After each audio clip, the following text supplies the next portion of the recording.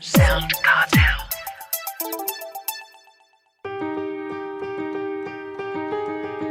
From SoundCartel, I'm Nicole Goodman, and this is Business Essentials Daily.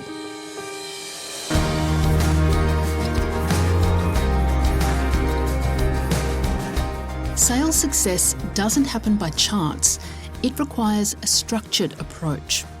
David Festuca is co-founder of Growth Forum, and he's just co-authored the B2B Sales Playbook. In it, he reveals the strategies that helped him build and sell multiple businesses. David describes the book to Jeff Waters. Our new book is the B2B Sales Playbook. It's about helping founders and sellers build a predictable flow of new deals within their pipeline. It's been a bit of a journey to create this book, over 15 months of blood, sweat and tears from myself and my co-founder, Luigi Prestonenzi.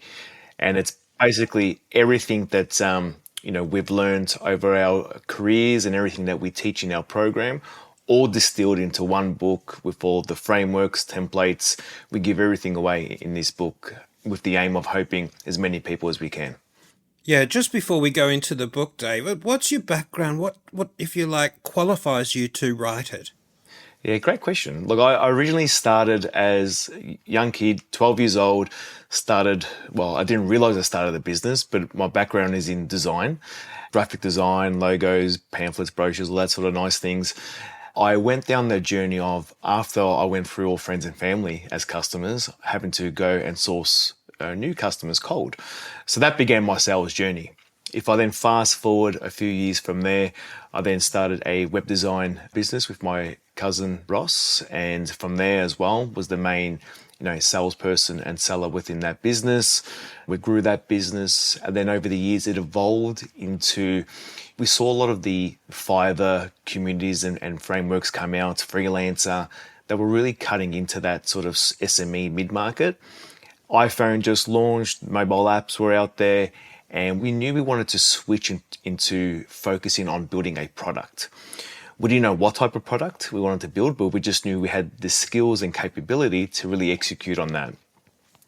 And if I move forward a few years from, sort of making that decision and putting that out into the ether, we met a gentleman called Philip Wyman here in Melbourne, and he sort of introduced us to the problem that, through his network was in the business travel space. So we sort of saw an opening where this could be our chance to tackle something new, something we have no idea about because we've never been on a business trip in our life because we've always worked for ourselves. So that was our first foray into building a tech SaaS business, and that's when I really lent into the whole sales and marketing world, from selling to small customers all the way up until the likes of World Vision, ANZ, Medibank, JB Hi-Fi. So that sort of led my journey along that world. If I look at Luigi, Luigi's been a salesperson pretty much his whole life. He's coined where, he couldn't pick up a hammer, so he had to work on the world of sales. He's been doing that sort of thing for the last 30 years, all the way from your small 50K deals into his most notable 8-figure deal that he closed a few years back. Sorry, before we go on, Luigi co-authors the book, is that right? Correct, yeah. Luigi Prestonenzi is my co-author and co-founder in Growth Forum. So we, build this whole program and book together. So a lot of experiences, and Luigi has coached some of the biggest brands from HubSpot, Stripe, your Grant Thornton. So a lot of experience shares that you can be found in the book. We were talking about that first business that you built up with the product. How did it go financially? Look, it went well. So we built it up in 2011, started from there. We exited the business in 2016. We sold to a listed company out in the US called Travelport. And my cousin and I stayed on for an additional 2 years with the, quote unquote, golden handcuffs. We left on August 2018. We did a bit of investing and consulting on the side. And then obviously we know what happens in 2020 to 2022, the dreaded COVID sort of hit. I guess, many industries and businesses suffered at the hands of COVID. Some thrived, but the travel space, especially business travel, suffered, severely from not having to, fully halt all their business. but also had the additional sucker punch of having to do refunds because a lot of people book in advance. So the company who we sold to, Travelport, they were looking to make a bit of a shift. They were looking to divest a lot of the companies that they acquired over their journey to focus on their core, which is a great decision for them. We still had some employees that were in Growth Forum. We sort of got wind that Travelport were looking to sell the business. And then Ross and I sort of thought, hey, here's an opportunity, get the business back, probably do like a Locomote version 2.0, and let's try and relaunch it again during COVID. Wow. At the time, it was a bit crazy. We spoke with our wives, and they backed us. But and I'll never forget the moment we were talking to each other, and we're like, man, are we crazy? We're buying back a travel company during COVID, and this is in middle of COVID, so we're talking early 21, and we don't know when the light at the end of the tunnel is. We don't know what's going to be the appetite for people to want to talk to us about travel during this crazy time. So that sort of led the foray for me to engage with Luigi at the time to coach me again on how am I going to actually sell this product during this time.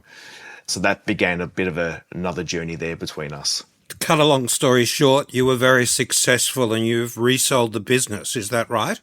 Correct. So we bought the business back, we relaunched it through the coaching that Luigi gave to myself. I was able to build a 150 mil pipeline out of it so we could, hockey stick out of COVID.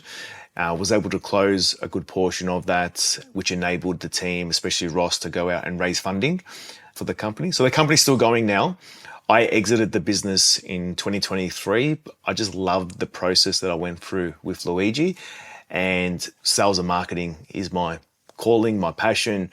So I exited the business. Ross is leading that now with the team, and they're doing an amazing job. And I'm focusing purely on Growth Forum. What a great story. Now, this may be difficult, but in a nutshell, what does the book teach us? How did you grow that $150 million pipeline? So the book would teach you everything from how to set up a sales system within the business from start all the way through to you've got a book call on your calendar now. How do you manage that first call? What do you do? How do you get the discovery questions out of them? How do you bring that buyer on the journey through to building the proposal with you and then all the way through to closing the deal? So it helps you generate the lead via a cold outreach method, then managing your first call, managing the process through nurturing, all the way through to closing the deal. We provide all the frameworks, templates, all the resources, so we give pretty much everything away in here to enable you to win within your business. In your view, what sort of mistakes are companies or B2B companies making in their sales processes? Probably the main mistake that we see is that, there's probably two. And the top two are they rely on one channel alone. And what I mean by that is that they might be doing a whole range of email marketing with all the plethora of AI tools that are out there. It's never been easier to do highly customized email workflows that can reach your audience, 10,000 a day and all that sort of stuff.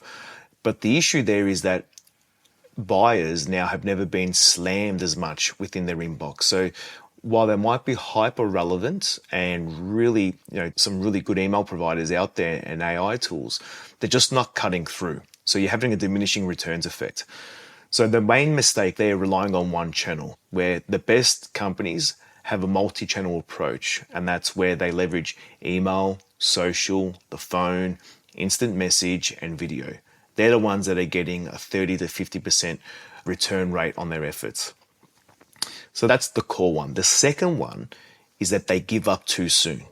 A lot of studies out there, especially one by Gartner, shows that most sellers give up after touch 3 or 4, where now it takes around 15 to 18 touches. 15 to 18, that's a lot of effort. It is a lot of effort, and people give up because they feel like, I'm annoying. I'm reaching out to Jeff. No wonder.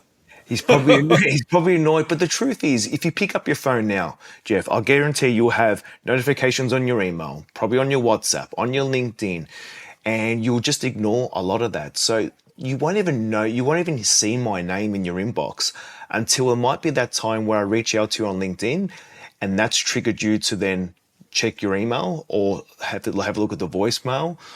Most people then will apologize, saying thank you for following up with me. I've just been slammed.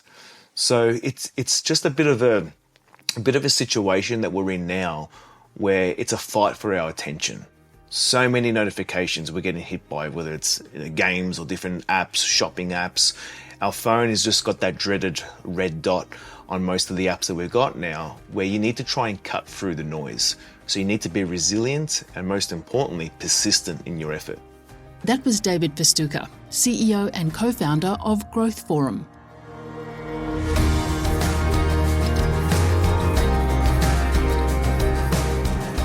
This episode of Business Essentials Daily is produced by the team at SoundCartel. Thanks for listening. I'm Nicole Goodman. We'll bring you more Be Daily tomorrow. Follow at BE Daily Podcast across social media and head to bedaily.com.au for more from the Business Essentials Daily podcast. SoundCartel.